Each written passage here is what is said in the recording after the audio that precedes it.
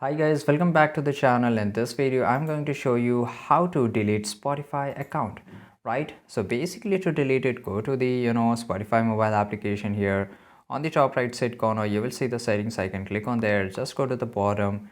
Now here you will get this option of support, so just click on the support. You will be redirected to a new page.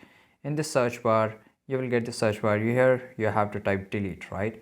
And here you can see that basically you will get an option to close your account. So here just let me show you delete account and just hit the enter, and here you'll get this option, so close your account and deleting your account, right?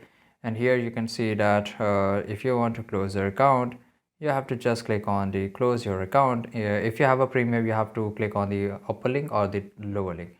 Here you have to enter the email address and password, and that's it, your account will be deleted. So this is it guys. If you found this video really helpful, make sure to like this video, subscribe our channel, and see you guys in the next video.